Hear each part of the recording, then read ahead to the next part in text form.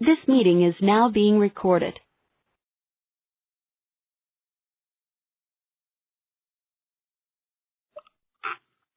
Good morning. Welcome to the Early Intervention Colorado Monthly Technical Assistance Call. Today we are going to go over lots of information, and so we're going to try to move quickly through the slides, and if you have questions, please type in the chat box, or we'll allow some time at the end for questions as well. So we're going to provide an overview of second quarter indicator reports and guidelines. Ashley Ness is going to go into great detail to support you with that. We're going to talk quickly about the Family Outcome Survey, the CAPTA Process Analysis Project, EIA Telehealth and Fundamentals, and what's happening with vision services. We have updates around that and a clarification with TCM billing, and then a few upcoming dates and announcements. So now I'm going to turn it over to Ashley. Great. Hello, everyone. It's Ashley Ness here. So just quick, we're going to go over an overview of the second quarter report. So all the reports were sent out last week. We had 4 CCBs move up a color category, and we have 4 CCBs move down a color category. 8 CCBs are on track to move up a color category after quarter 3. So if you're on track to move up, I mentioned it in the email along with the report. So this graph over here, the third quarter, you can see that we had one, it's kind of a breakdown of who moved up and who moved down. So you can see that we had 1 CCB move out of the red, 1 CCB moved into the red. So into the orange, we had 3 leave the orange category. 2 of them went up to the green, and 1 of them went down to the blue. So that's kind of a breakdown, so you can see that those are moving and CCBs are moving along the way. We had a request to have a breakdown of color category by the size of your CCB. So we have it broken down by the large, medium, small, and extra small CCBs. So it's pretty random. We're not really seeing any patterns. Not all the large CCBs are in one category, and the same with all the extra small. As a state, we are in the red category, but we are on track to move up. So keep entering all that data timely. We have some updated guidelines. A nice flow chart was sent out yesterday, and we'll go over that flow chart in just a second. So to move up a color category, you need to report less than 10% of missing data in each indicator for 2 consecutive quarters, and to report greater than or equal to 90% in timeliness for each indicator. To move down a category, you have to report greater than 10% missing data in each indicator for 2 consecutive quarters, and or a significant decrease in timeliness. So we need to see both of those percents above 90% for timeliness and below 10% in missing data. So here is an example of a CC that moved up. So here you can see we have it broken down by categories or by quarters, and everybody got this report, and it was also in comparison to what the state reported. So the first quarter, you can see that this CCB wasn't really reporting anything significant. The percentages were kind of random all over the board. For the quarter 2, for the missing services or missing data, on the right side, you can see for the first quarter there, they had less than 10% of missing data. So they're already on track to move up. By the end of second quarter, they've reported above 90% in each indicator and less than 10% in all indicators. In fact, they met the goal of 0% for missing data. So this is an example of a CCB that has moved up. For quarter 3, they are now in the orange category. So they are also on track to keep moving up. So if they keep reporting 0% data, they can keep moving up. An example of a CCB that moved down a color category. So here you can see the first quarter, they did not report above 90%. And then over on missing data, they did have above 10% of missing data in one area. The second quarter, you can see that they, for indicator 7, they did go down in their percentage. So they're not making progress in improving their percentages. And then the missing data, again, they reported above 10% of missing data. So this is, and it, just to clarify, these are just like random numbers. These aren't exact CCBs. I just want to point that out. We just kind of came up with all these percentages so everybody could have an example. So this is an example of a CCB that moved down. Next.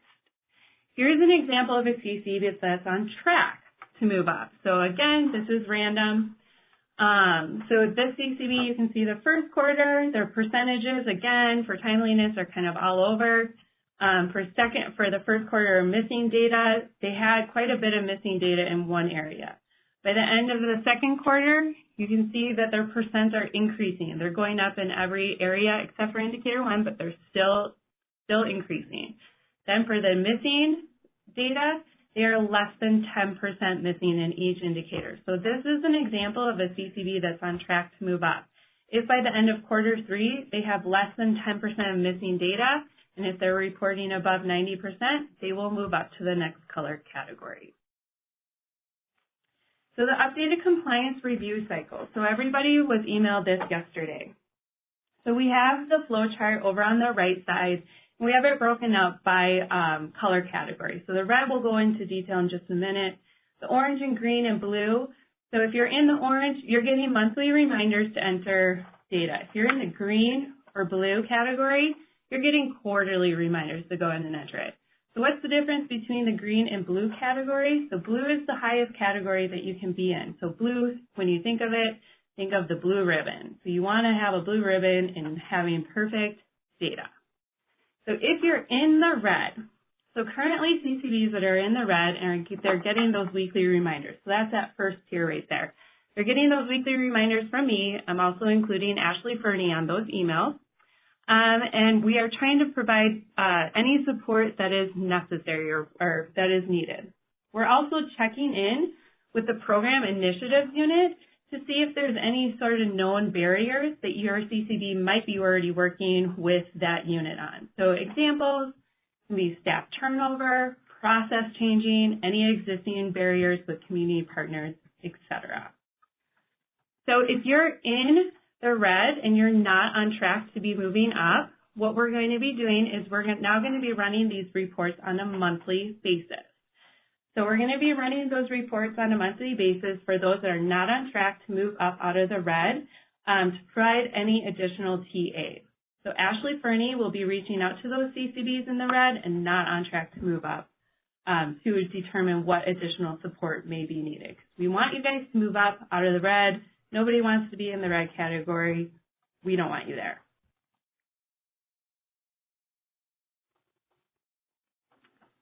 So continue. So the intent of the color category system is to proactively help CCBs understand how they are performing in relation to the indicator data.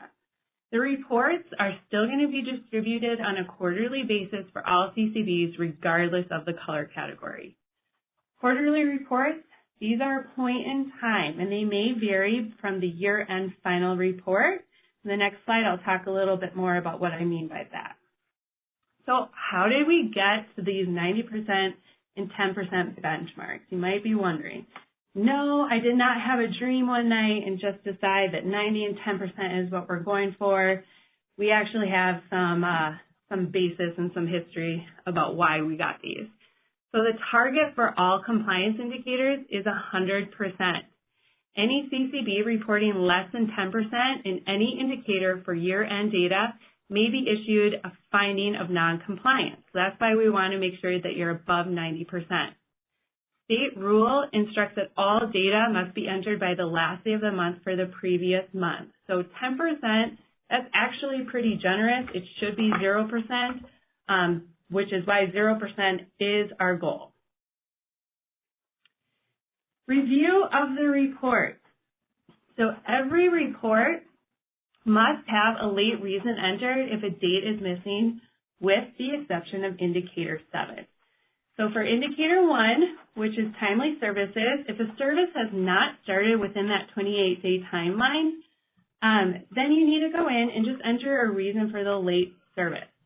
Indicator 7, you need to change the status on the client case to in progress. So this communicates to us that you're trying to meet with the family, but you have been unable to do so for various reasons. If you have cases that have been in progress for 3 months or longer, please update those statuses. If you have an initial referral date back in July or August and that client case is still in progress, close that client case out. If you need to reopen it, you can reopen it. Indicator 8A, B, and C, you need to enter a reason for the late plan, LEA notification, and the late conference. If cases are missing dates and do not have a reason entered or appropriate status of in progress, they default to a system reason being late. And that is what is causing the missing data to go up so high. So make sure that you have all this information updated when we run those reports. So in the previous slide, I had talked about that the quarterly reports, these are point in time. And they may change. You may see a variance with the year-end percentage. So an example of this is indicator 7. So right now, we don't have a way to track why the IFSP is late. Could be a system reason, could be a family reason. We don't know, and we won't know until an IFSP has been created. So users might notice their year-end percentage for indicator 7 is different. So running the report. So I've received some questions about how to read the report. And yes, I know the reports can be a little confusing, so I just want to go over how to read the indicator 8C.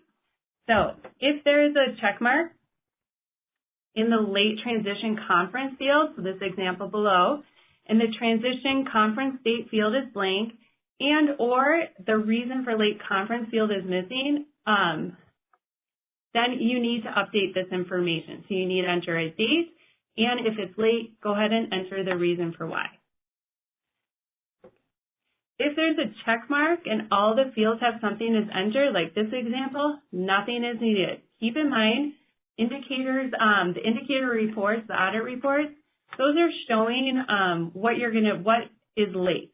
So in case you want to go in and say, well, that's not really what happened, or this date is wrong, you can go in and update it. If the checkbox is not checked and the child is within the transition age range and the conference date is entered timely, you just need to close it out. Get those children out of there. So close those out. I also have received questions on how to run the report. So I want to give this example again for 8C. And I want you guys to know that the reports in the Unicorn, the way they are right now, it's not just a simple click and you get your percentages. There's a lot of little steps that we have to take to ensure that we are reporting as accurate information as possible.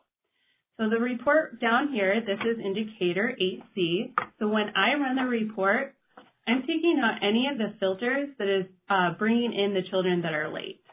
So I'm taking out those 3 filters down below.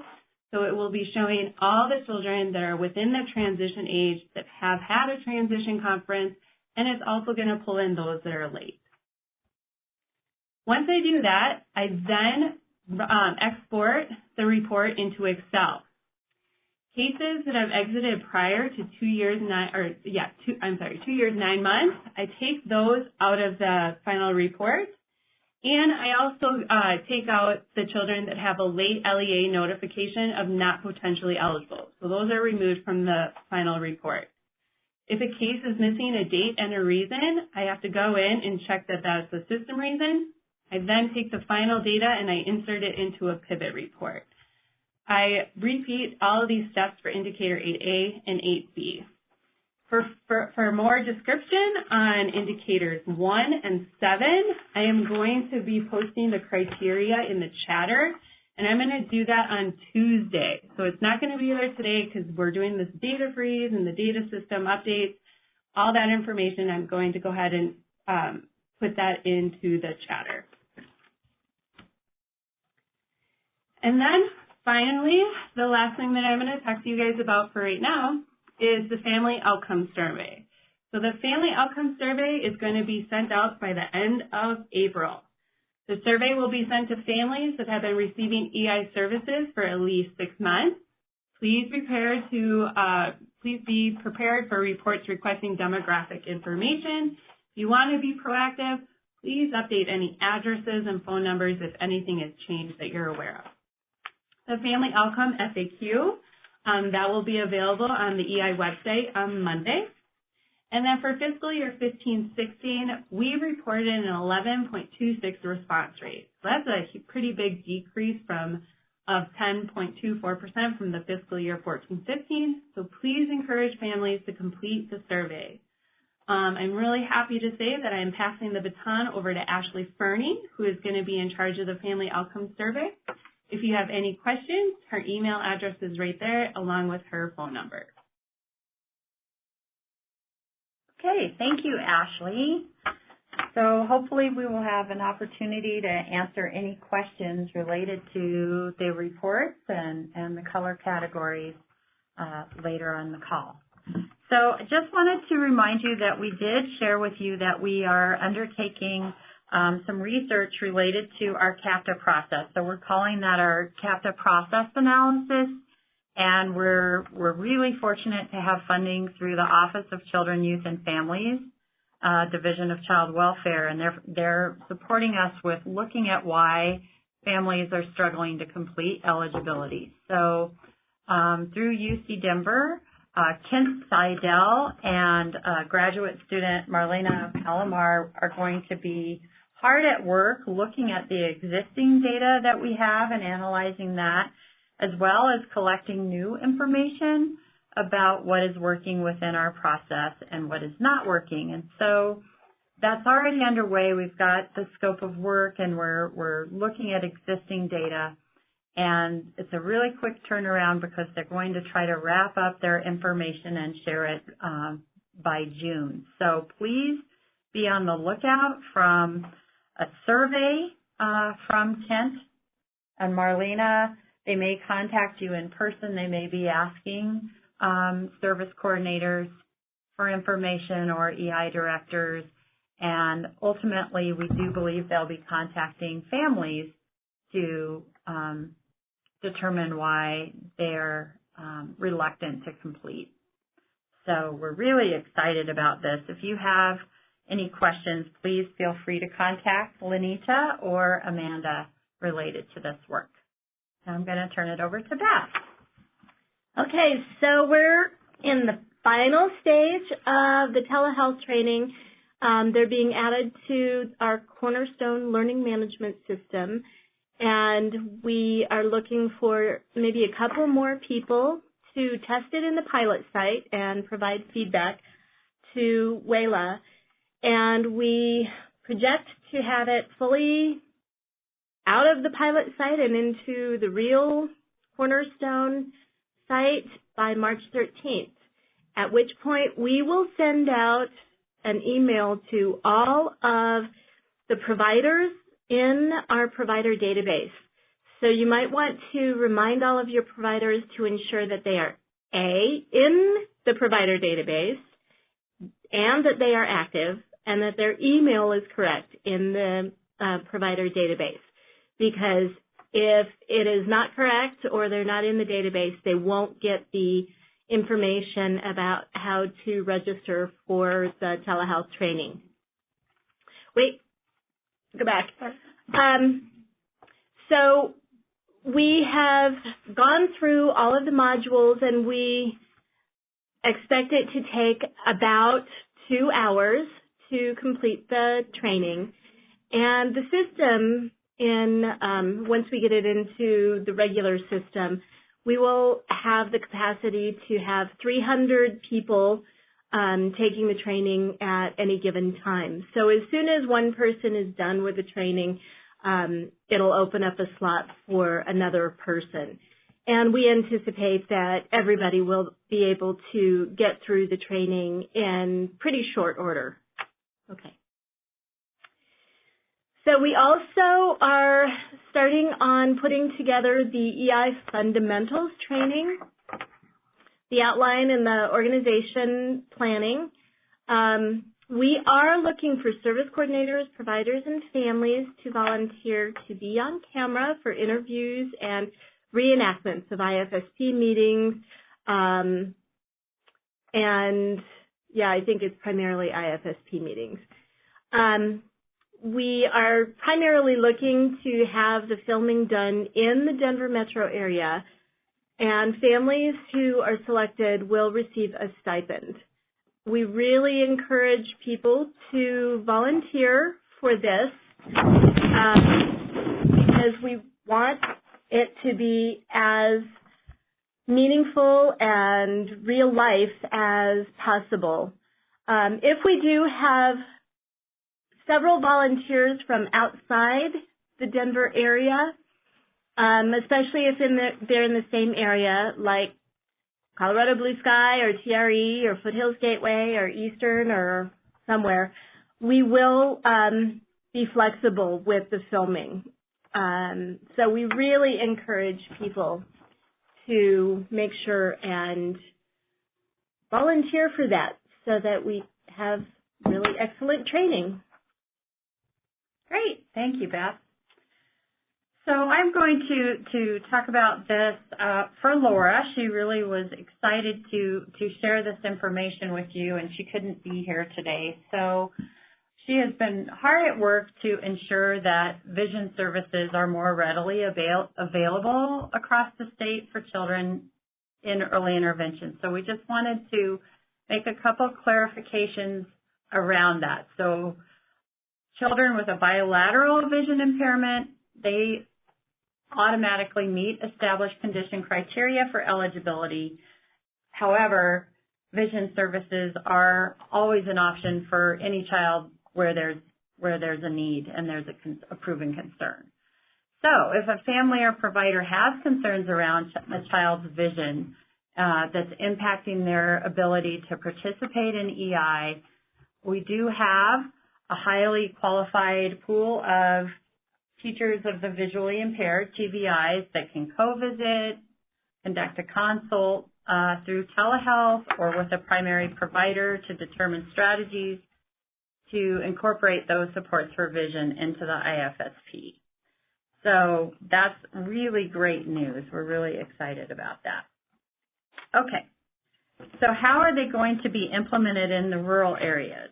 So regularly scheduled on-site visits that are individualized to each community could include assessing functional vision in the child's home or direct service through the caregiver coaching in the child's home, co-visits with providers to provide embedded strategies, IFSP development and review, as well as training for providers in your area.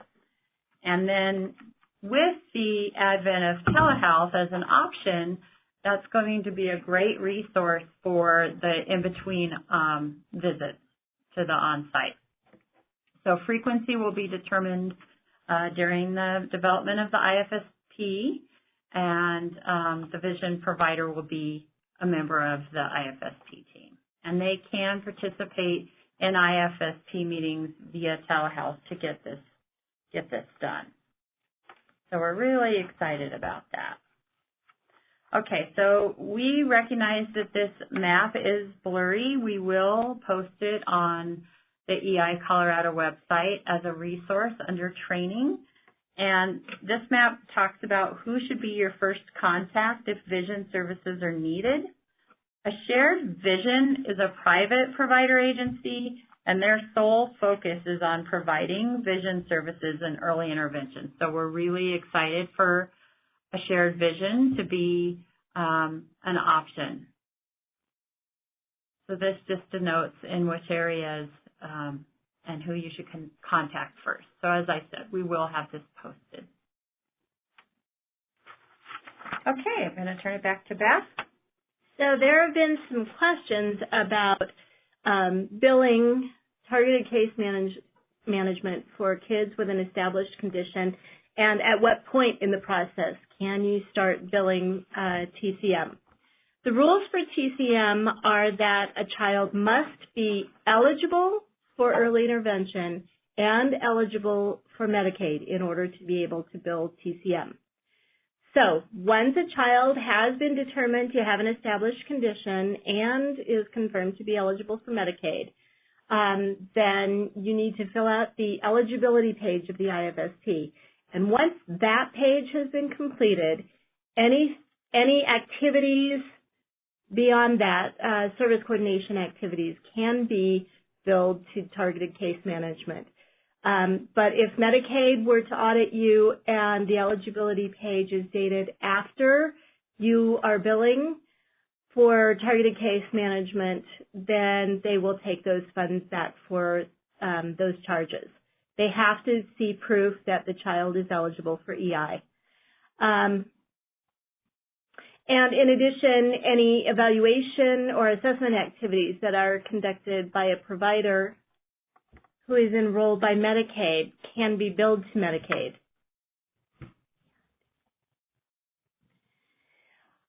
Okay, so billing for evaluation and assessment. So a provider can be paid for evaluation and assessment activities for any child. So with the new way that people are doing assessment after the evaluation, or for evaluation 45s, a provider can be paid for those activities. Providers who are enrolled with Medicaid need to bill Medicaid for evaluation and assessment activities, and we are working on the second billing training that will go over more specifics on how the providers need to do that. But there are evaluation and assessment codes that can be used for Medicaid. Private insurance other than early intervention service may cover some of these activities. And then you just need to follow the funding hierarchy when figuring out how to pay for those activities. And there's a question.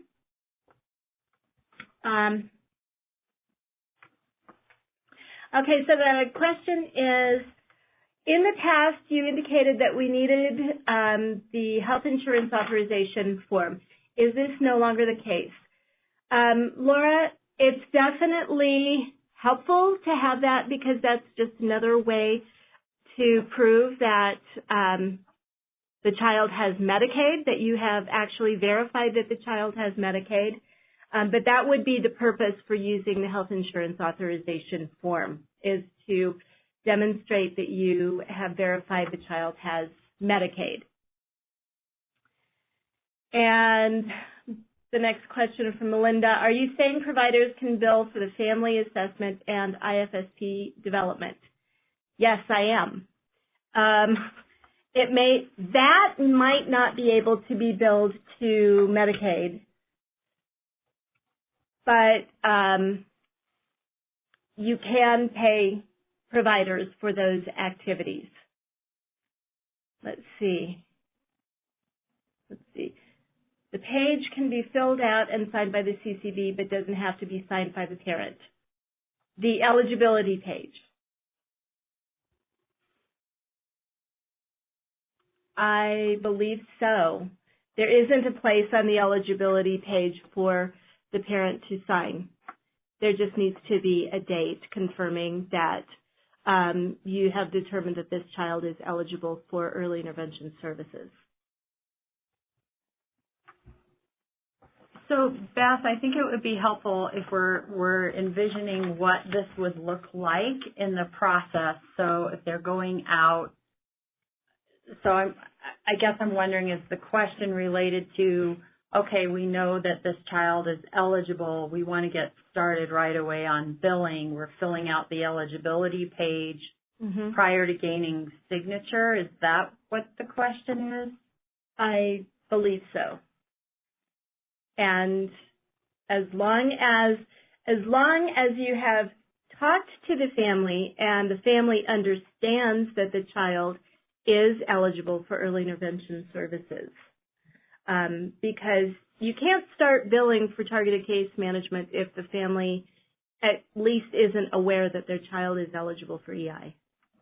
So then they would gain signature When they were with the family. When they're with their family and when they complete the IFSP.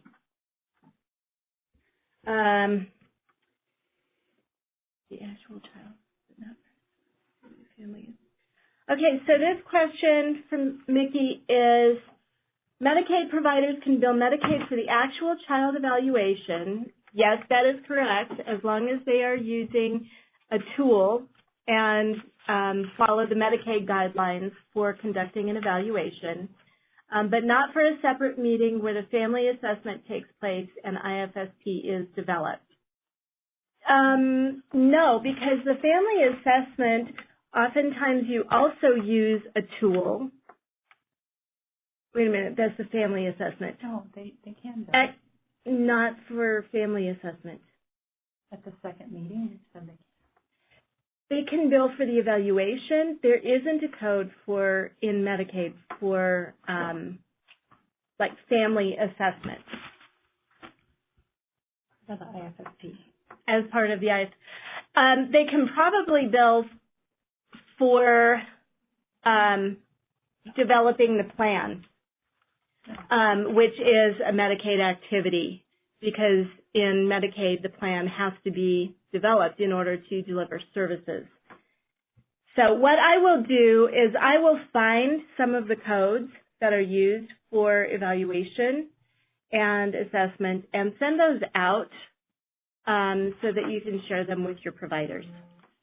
That's what we talked about, is so if because I'm guessing this is referring to the meeting that's separate, where they're conducting family assessment, developing the IFSP, the most likely provider is there. Right. I believe we've given the guidance that they can bill for that because we're considering that the first visit. Right.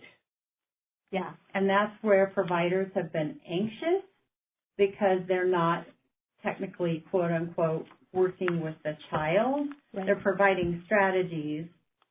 So the guidance we've given is that they're providing strategies with the family in order to bill, and that's where they're feeling anxious.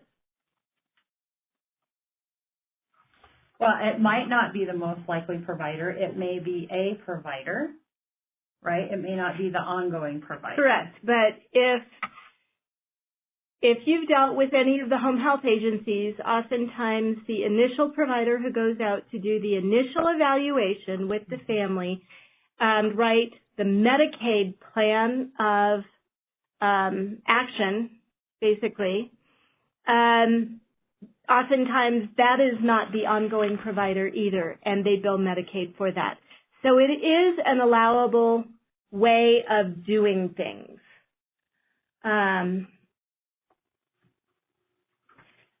So another question about billing TCM.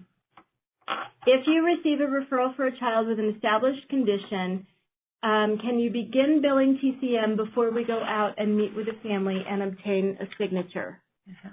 On that page. Okay.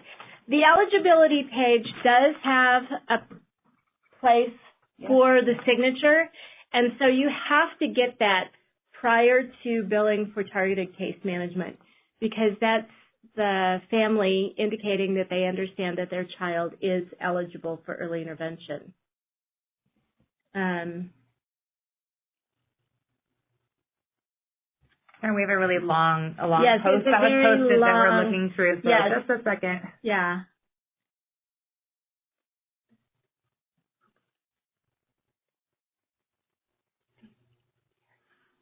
Right. Just to reiterate, the eligibility page actually does need to be signed because there is a place for the family to sign on the eligibility page. And you cannot start billing targeted case management until that is signed. Can a provider bill the state for the family assessment? Yes. Yes. Yeah. So you need to get this. Yes, I'm sorry, Laura. Yes, you do need to get the signature on the eligibility page. We couldn't remember, or I couldn't remember, if there was a place for the parent to sign the eligibility page.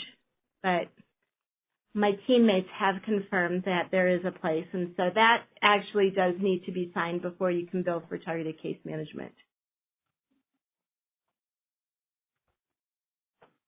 Signed by the DDRC. So on that page, they're determining, so for established condition, they're saying on there, this child is eligible.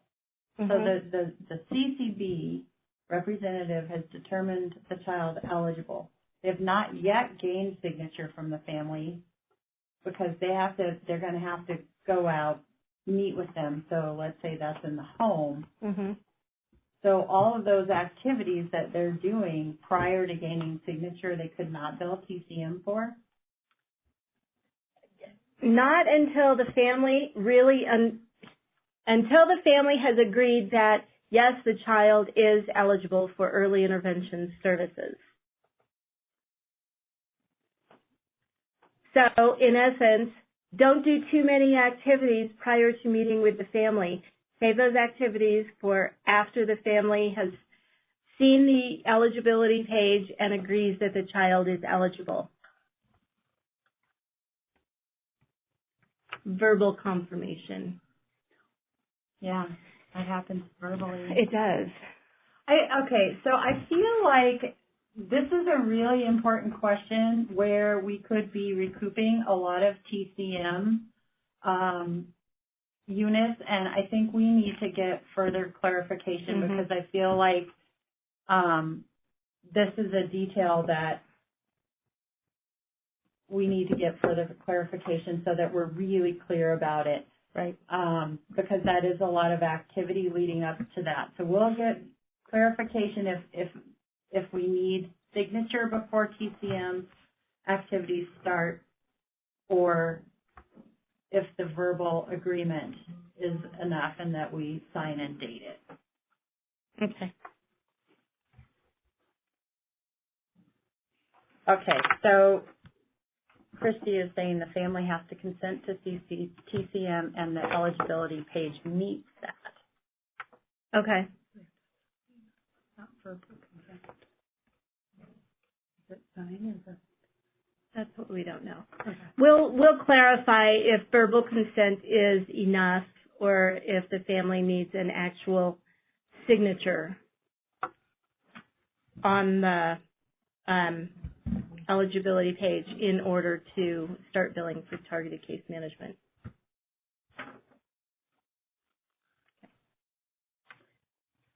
Okay.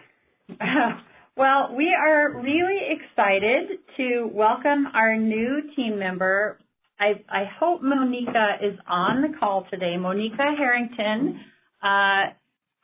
until yesterday, was working at one of our CCBs in Vision, and she has been there for the last 10 years and comes with a wealth of experience and expertise around service coordination, case management, and supervision. So she will be joining us as our new EI training coordinator on the program initiatives unit.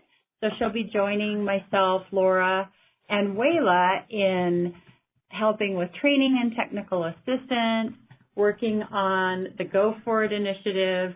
She's also going to be tasked with supporting us with the EI website and the online training platform as well. So we're really thrilled to have her. Her first day is going to be March 6th, and she shared some facts with us about herself and her interests. So please reach out and say hi, introduce yourself if you don't already know Monica, and we have her contact information here up on the screen so that you can reach out to her. So, yay, Monica. Can we unmute her so she can say hello? Do you know how All to do guests that? have been unmuted. Monica, are you on the call? I am. I'm at home in my pajamas still, but I am on the call. A few more days of freedom. Right. Great. Well, we're really thrilled to have you, Monica. Thank you. I'm really excited, and I'm thrilled to be a part of the team. So, I'm looking forward to it. Great. Thank you. All guests have been muted. You have to have written consent. You want to clarify? Okay. Okay, up next is the statewide meeting. We currently have 37 people registered. If you are planning to have more than 2 per CCB, still have everyone register. If you don't know who's coming from your CCB just yet, go ahead and register, and where it says name, put TBD. Trying to get a feel for our numbers. And so the CCBs who had not registered as of Wednesday morning are Envision, Horizon, Imagine, Inspiration Field, and Southern. So please get your information in there if you're planning on coming, which we hope you are, because I think it's required. And we're really excited to have it in Breckenridge this year, and we're looking forward to seeing you. The PowerPoint for today with the SurveyMonkey link is posted on the website in the trainings under monthly TA calls, and I can also send it to you if it's just easier to shoot me an email and ask me for it. So, thank you. All right, Ashley Ness here again.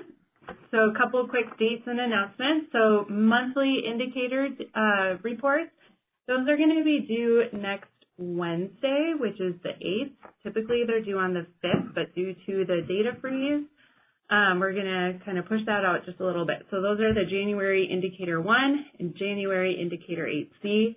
I will get February reports posted by next week. So the data system freeze, that begins tomorrow. So do not go in the data system tomorrow. And it will last the close of business on Monday. So it's an extra day. We have a lot of information that we're updating. So maybe give yourself a break. I'm sure some people are excited to have an excuse to be out of the data system. So nothing tomorrow and nothing on Monday. We have some EI office hours that will be March 21st and April 4th from 11:15 to 12:45. And our next CICC meeting is going to be 4/19, so April 19th at Developmental Pathways. Just a clarification with the office hours, it's actually 11:30 to 12:30. We inadvertently put our time to get on the call in there as well, so our apologies. Are there any additional questions? We'll go ahead and unmute you guys. All guests have been unmuted. No. So Beth, will the unicorn be available on Saturday and Sunday? I told my staff no, but I thought I should check. Yeah, it will not be available, so starting tomorrow through Monday. So that's Friday, Saturday, Sunday, Monday. Don't spend your weekend in the unicorn. Other questions?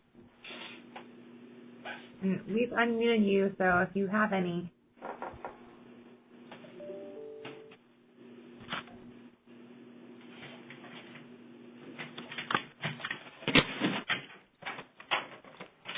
Can you hear me?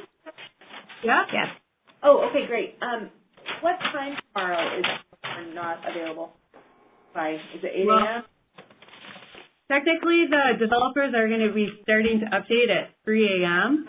So we're going to be running the invoicing tomorrow, and then once the invoicing is complete, the developers are going to get in there. So if you want to be in there from 12:01 to 2:59, go for it. But yeah, 3 a.m. is when they're going to start.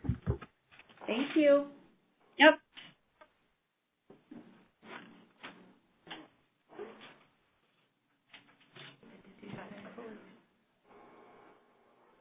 Any questions about the color categories related to the indicators, the reports?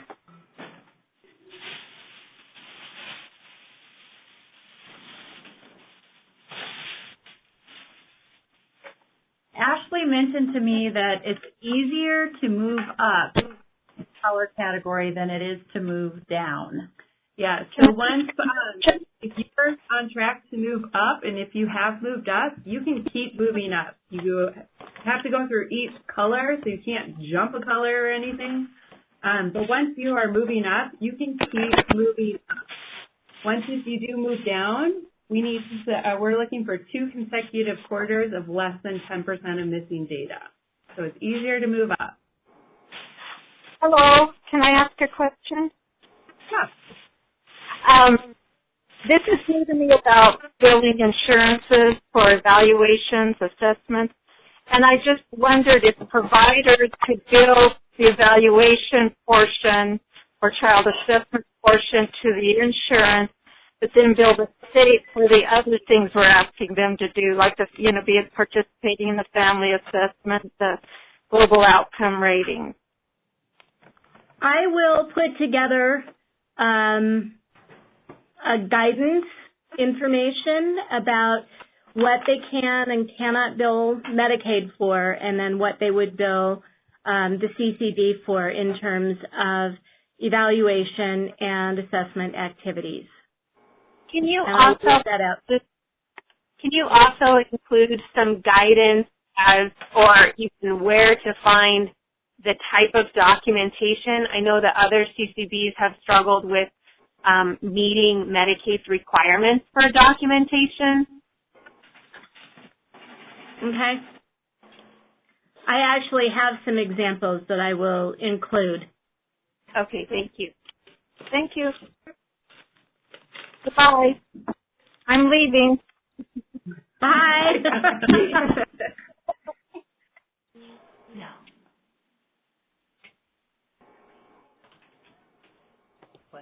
Last chance.